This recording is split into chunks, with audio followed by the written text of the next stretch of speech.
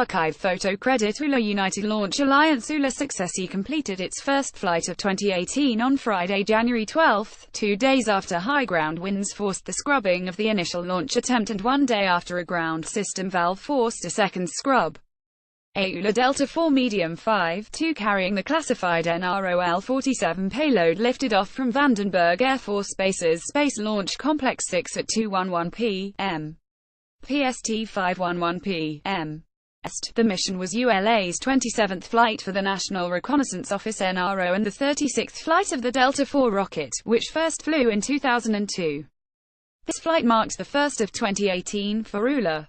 The nrol-47 mission logo. Image credit United Launch Alliance. As the nation's most trustworthy launch provider, today's launch exemplifies ULA's ongoing commitment to 100% mission success, said Will Crawford, ULA's NRO program manager via a release. My sincere thanks to the entire ULA team and our mission partners at the NRO and U.S. Air Force who made this, our 27th NRO launch, possible. The NRO is the U.S. government agency in charge of designing, building, launching and maintaining America's fleet of intelligence satellites.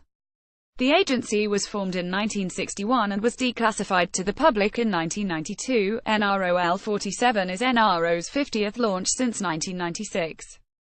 Due to the mission's classified nature, little is known about the nrol-47 payload, but it is believed to be radar reconnaissance satellite, operating from a retrograde orbit inclined 123 degrees. nrol-47 will join the Future Imagery Architecture FIR satellite constellation, which flies under the codename Topaz. The nrol-47 mission marked the final flight of the Medium 5-2 variant of the Delta IV rocket, which has two orbital ATKG M60 solid rocket motors attached to the exterior of the rocket's common booster core CBC and a 5-meter diameter payload fairing. The main engine of the Delta IV is the RS-68A, manufactured by Aerojet Rocketdyne. The rocket's second stage is propelled by an RL-10 engine. Thursday morning's weather report from the 30th Space Wing showed an 80% chance of favorable conditions, a considerable improvement over the previous day's 40%. However, this was not the only variable thrown at the launch team, with an issue with a ground system valve forcing mission manages to call a scrub for the Thursday, Jan. 11 launch attempts as well. United Launch Alliance's CEO and President, Tory Bruno, expressed the excitement of seeing the final planned launch of a Delta IV Medium 5-2 soar through California's skies when he tweeted, "Delta is ripping the sky at incredible speed."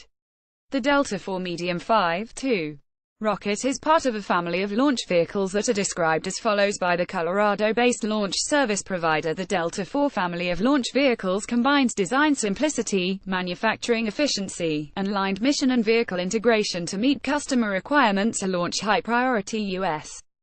Air Force USAF, National Reconnaissance Office NRO, NASA, and commercial payloads to orbit.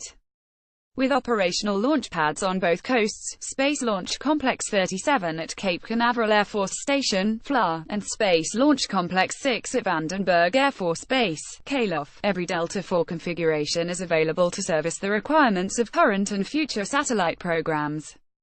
Today's launch was the first of 2018 for Colorado-based United Launch Alliance. Photo credit ULA. The Delta IV launch system is available in 5 configurations: the Delta IV Medium, Delta IV M, 3 variants of the Delta IV Medium Plus Delta IV M, and the Delta IV Heavy Delta IV-H. Each configuration is comprised of a common booster core CBC, a cryogenic upper stage and either a 4M diameter or 5M diameter payload fairing PLF. There are 3 variants of Delta IV-M configuration.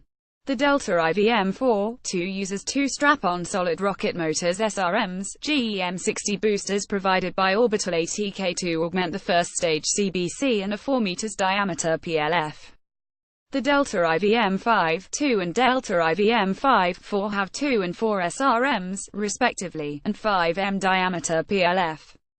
Another successful Delta IV launch is testament to our highly engineered composite structures, unwavering commitment and exceptional teamwork to ensure dependable access to space and affordable innovation in delivering this critical asset for our nation's security, said Steve Earle, Vice President and General Manager of Orbital ATK's Aerospace Structures Division via a release. The graphite epoxy motors GEM 60 used on the Delta IV family of rockets measure some 53 feet 16 meters in length. They burned for about 90 seconds and provided more than 560,000 pounds of thrust. These have been used on the Delta IV since its initial flight in 2002. The GEM 60s provided additional thrust to the lone Aerojet Rocketdyne RS-68A engine located in the Delta IV's first stage. The RS-68A engine provided an estimated 702,000 pounds of thrust during the initial phase of the flight. After staging, an Aerojet Rocketdyne RL-10B2 granted some 24,750 pounds of thrust, sending the Delta IV's upper stage to orbit.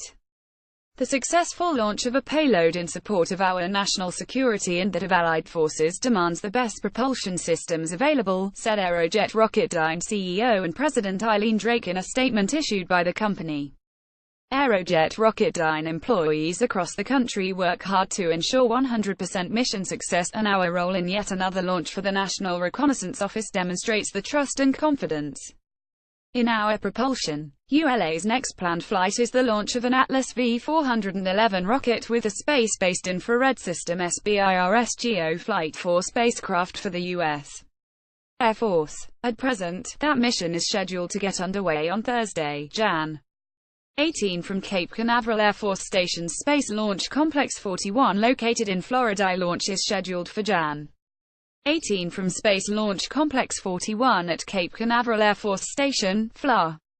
Video courtesy of ULA Tag Delta IV Medium 5-2 Lead Stories Space Launch Complex 6 United Launch Alliance Sergeant Vandenberg Air Force Base. Jim Sharkey is a lab assistant, writer and general science enthusiast who grew up in Enid, Oklahoma, the hometown of Skylab and shuttle astronaut Owen K. Garriott. As a young Star Trek fan, he participated in the letter-writing campaign which resulted in the space shuttle prototype being named Enterprise. While his academic studies have ranged from psychology and archaeology to biology, he has never lost his passion for space exploration. Jim began blogging about science, science fiction and futurism in 2004. Jim resides in the San Francisco Bay Area and has attended NASA socials for the Mars Science Laboratory Curiosity rover landing and the NASA LADEE lunar orbiter launch.